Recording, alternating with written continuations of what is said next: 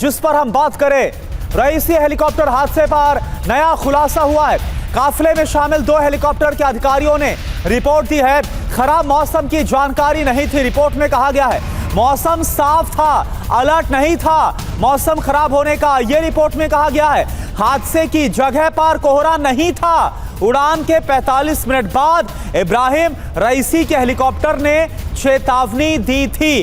तो ये जो रिपोर्ट है उसके जरिए कहा गया है राष्ट्रपति रईसी के हेलीकॉप्टर क्रैश मामले में यह बड़ा खुलासा। और अगली बड़ी खबर का रुख कर लेते हैं। रईसी के हेलीकॉप्टर ने बादल के ऊपर चलने के निर्देश दिए थे। गायब होने से तकरीबन 1.5 मिनट पहले रईसी के हेलीकॉप्टर से अलर्ट भी आया था। हेलीकॉप्टर सवार सिर्फ एक आदमी से उस वक्त संपर्क हुआ था और हेलीकॉप्टर में सवार आयतुल्ला ने कहा था कि तबीयत ठीक नहीं है। आयतुल्ला ने आसपास पेड़ों के बारे में भी बताया था।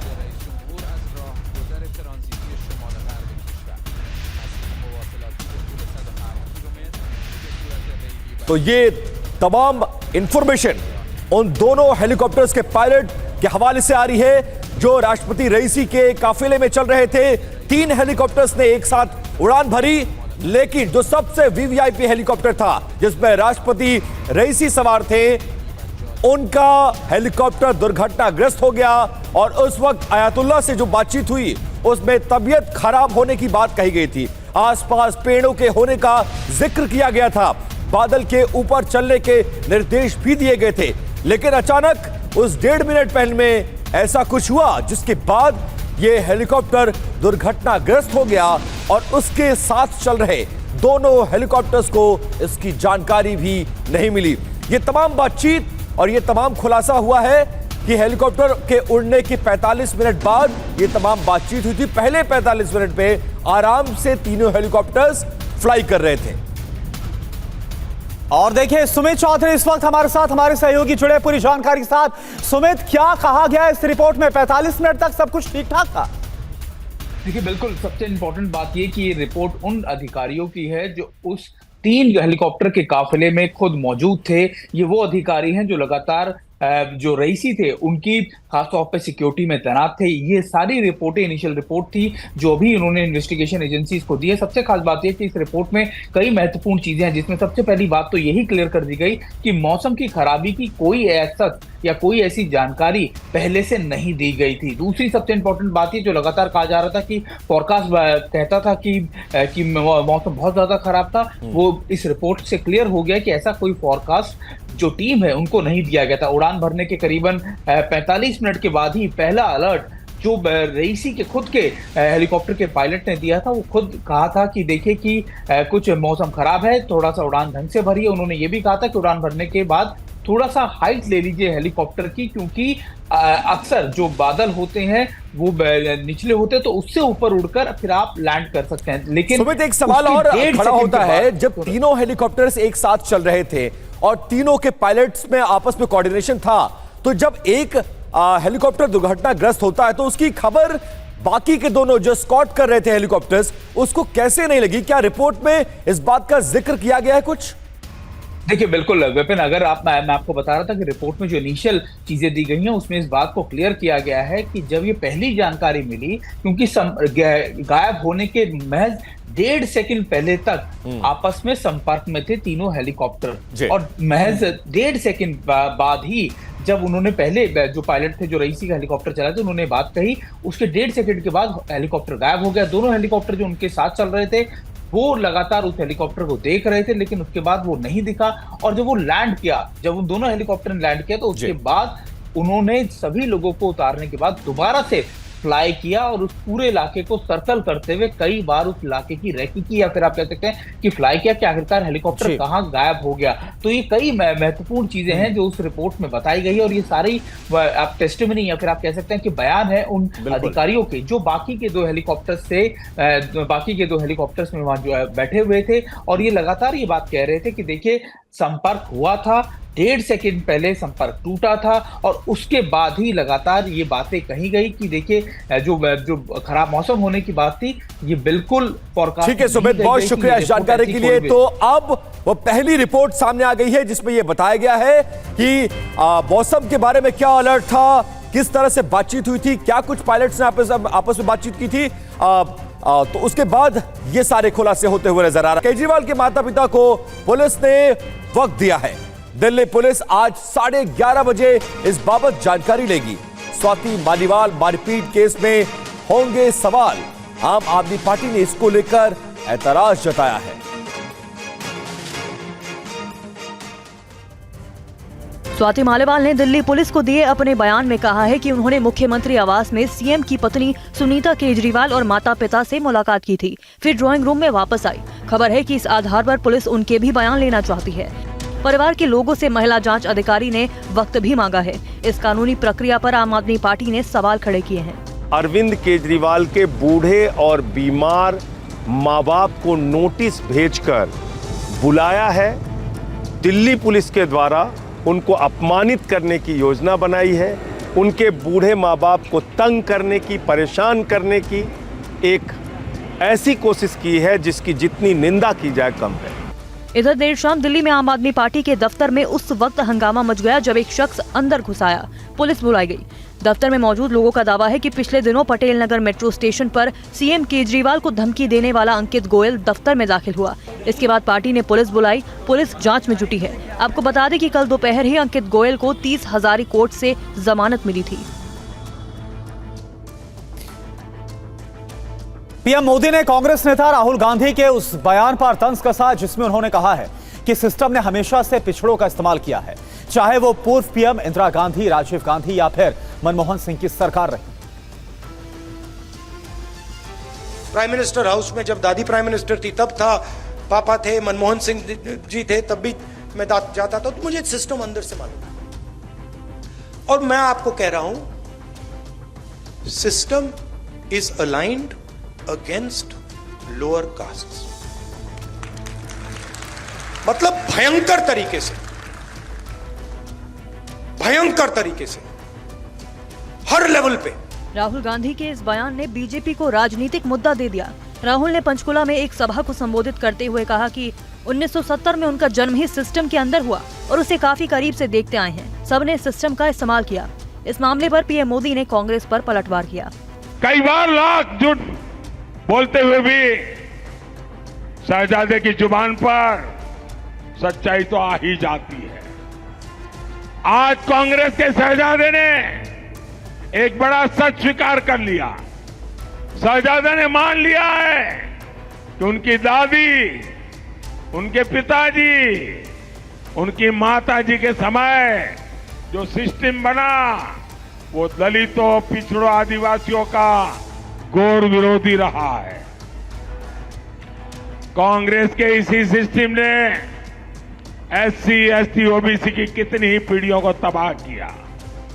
आज शाहजादे ने खुद ये बात मान ली है।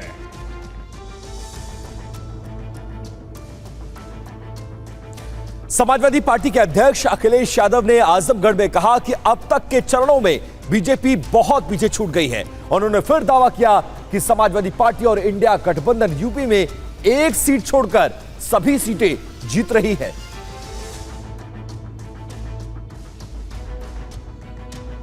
चुनाव प्रचार के लिए यूपी के आजमगढ़ पहुंचे समाजवादी पार्टी के राष्ट्रीय अध्यक्ष अखिलेश यादव ने कहा कि यूपी में पीडीए बीजेपी को कड़ी टक्कर दे रहा है।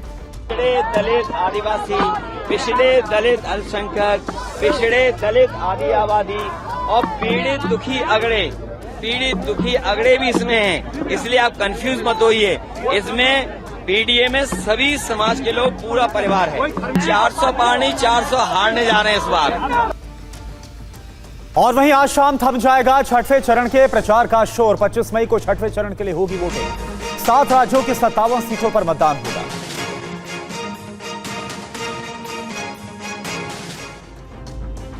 छठे चरण में प्रचार के आखिरी दिन सभी सियासी दलों ने पूरी ताकत झोंक दी है। सभी सियासी दलों की स्टार कैंपेनर चुनाव अभियान में पूरा जोर लगा रहे हैं। चुनाव आयोग भी छठे चरण की वोटिंग के लिए पूरी तरह तैयार है।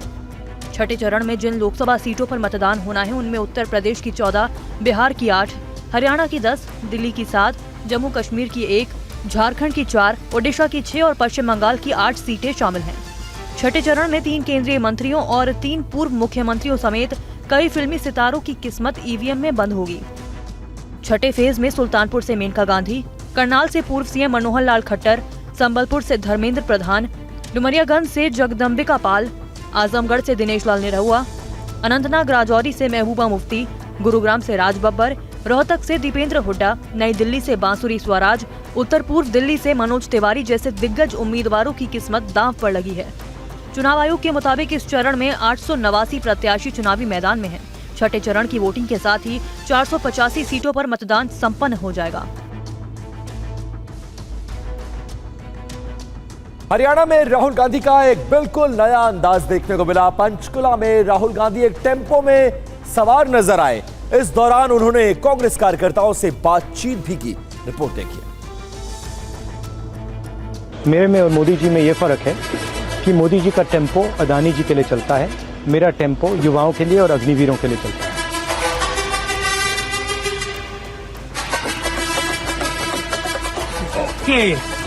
हेलो, कैसे हैं? नमस्कार। हमने अपने मैनिफेस्टो में लिखा है कि अग्निवीर योजना को हम कैंसिल कर देंगे।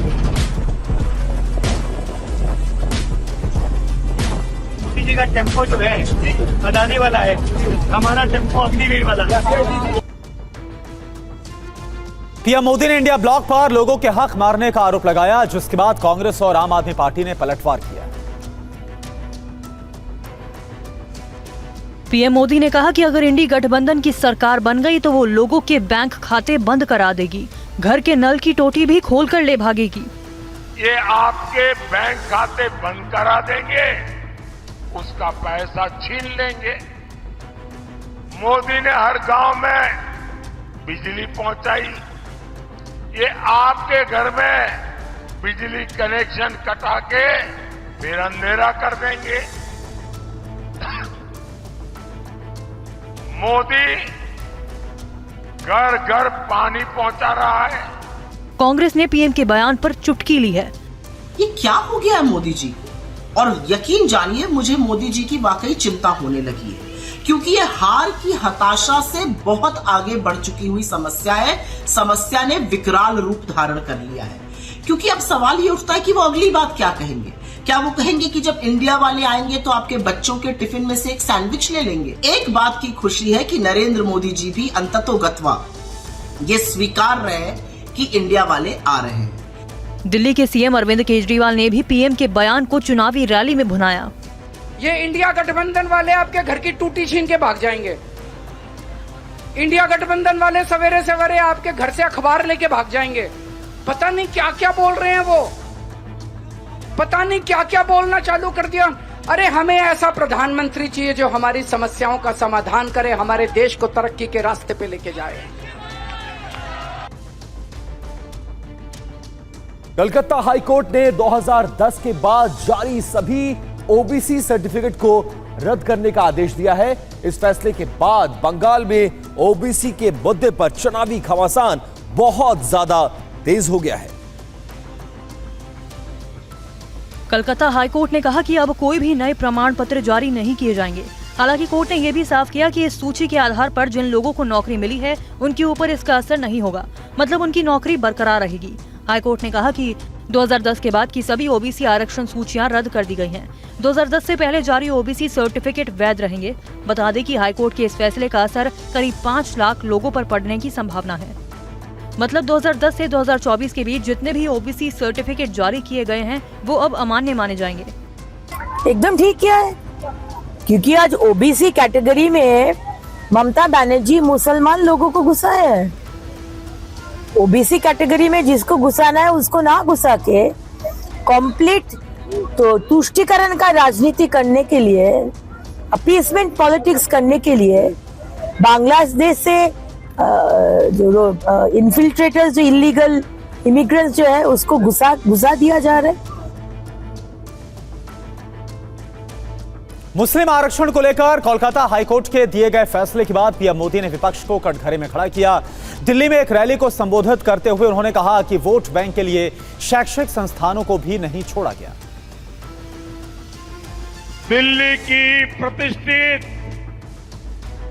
जामिया मिलिया इस्माइलिया सेंट्रल यूनिवर्सिटी पूरा देश जानता है। 60 साल तक ये यूनिवर्सिटी बाकी यूनिवर्सिटियों की तरह एक सामान्य शिक्षा संस्थान के रूप में चल रही थी। इसमें भी दलितों, पिछड़ों, आदिवासियों को रिजर्वेशन मिला करता था, लेकिन 2014 के चुनाव जीतने के लिए मनमोहन सिंह की सरकार ने, कांग्रेस सरकार ने, ये इंडी गठबंधन वालों की जमात की सरकार थी, 2011 में कांग्रेस सरकार ने चुपचाप एक चाल चली। अचानक जामिया मिलिया यूनिवर्सिटी को माइनॉरिटी इंस्टीट्यूशन घोषित कर दिया। इससे जामिया मिलिया यूनिवर्सिटी में 50% आरक्षण मुसलमानों के लिए लागू हो गया। एआईएमआईएम प्रमुख असदुद्दीन ओवैसी ने कहा है कि मुसलमानों के लिए अगर राजनीति में हिस्सा चाहिए तो लोगों को पीडीएम का साथ देना पड़ेगा। उत्तर प्रदेश के प्रतापगढ़ में एआईएमआईएम प्रमुख असदुद्दीन ओवैसी ने बीजेपी पर मुसलमानों के साथ भेदभाव करने का आरोप लगाया। जब से इस देश के प्रधानमंत्री नरेंद्र मोदी बने हैं, उन्होंने एक मंसूबाबंद तरीके से भारत की सियासत और राजनीति से मुसलमानों को गायब करके रख दिया। आज आप बीजेपी के एडवर्टाइजमेंट उठाकर देख लीजिए, वहां पर लफ्ज मुसलमान तो छोड़िए, लफ्ज अकलियत भी आपको नजर नहीं आता। इसके अलावा उन्होंने समाजवादी पार्टी को वोट करने को बर्बादी करार दिया। करीब 15 साल से पश्चिम बंगाल में जारी मुसलमानों के आरक्षण को रद्द करने की जो फैसला है हाईकोर्ट का, इस फैसले को मुख्यमंत्री ममता बनर्जी ने मानने से भी इंकार कर दिया है। আমি কোর্টকে সম্মান করি, কিন্তু যে ব্যক্তি এই রায় দিয়েছে যে ওবিসি রিজার্ভেশন থেকে মুসলিমদের বাদ দিতে হবে, আমি তাদের রায় মানি না, আমি মানব না। ওবিসি রিজার্ভেশন চলবে, এর জন্য উচ্চতর কোর্টে যেতে হলে যাব। ममता बनर्जी के इस ऐलान के बाद सियासत गर्म हो गई है। दरअसल 2010 से 2024 तक जारी लाखों प्रमाण पत्र पर कोलकाता हाईकोर्ट ने स्थगन आदेश दिया है, लेकिन ममता बनर्जी ने इसे मानने से इनकार कर दिया। गृह मंत्री अमित शाह ने इस पर चिंता जताई है। ममता बनर्जी पिछड़े वर्ग के रिजर्वेशन के ऊपर अपने वोट बैंक के लिए डाका डालकर वो रिजर्वेशन मुस्लिम जातियों को देना चाहती है। मैं हाईकोर्ट के फैसले का स्वागत करता हूं। ममता जी ने कहा हम हाईकोर्ट के फैसले को नहीं मानते। मैं बंगाल की जनता को पूछना चाहता हूं, कोई ऐसी मुख्यमंत्री हो सकती है, संवैधानिक पद पर बैठी हुई कोई व्यक्ति ऐसी हो सकती है जो कहेगी कि हम कोर्ट के आदेश को नहीं मानते हैं? किस प्रकार की मानसिकता से बंगाल का लोकतंत्र गुजर रहा है? बीजेपी का आरोप है कि पश्चिम बंगाल की सीएम ममता बनर्जी ने 118 मुसलमान जातियों को बिना किसी पिछड़ेपन के सर्वे प्रक्रिया के ओबीसी का आरक्षण दे दिया। अमित शाह ने दो टूक कहा है कि वो सुनिश्चित करेंगे कि हाईकोर्ट के फैसले पर अमल हो और जिनका जो अधिकार है वो उन्हें मिले।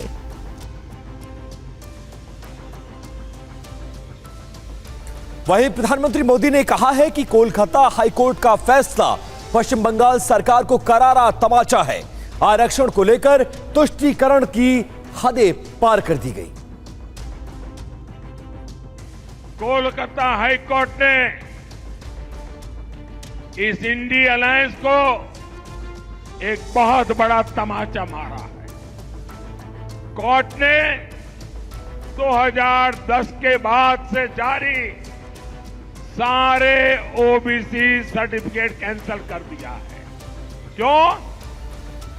ये इसलिए किया गया क्योंकि पश्चिम बंगाल की सरकार ने मुसलमानों का वोट बैंक के लिए अनाप शनाप मुसलमानों को ओबीसी बनाने के सर्टिफिकेट दे दिए। ये वोट बैंक की राजनीति, ये तुष्टीकरण की राजनीति, ये तुष्टीकरण की सनक हर पार कर रही है।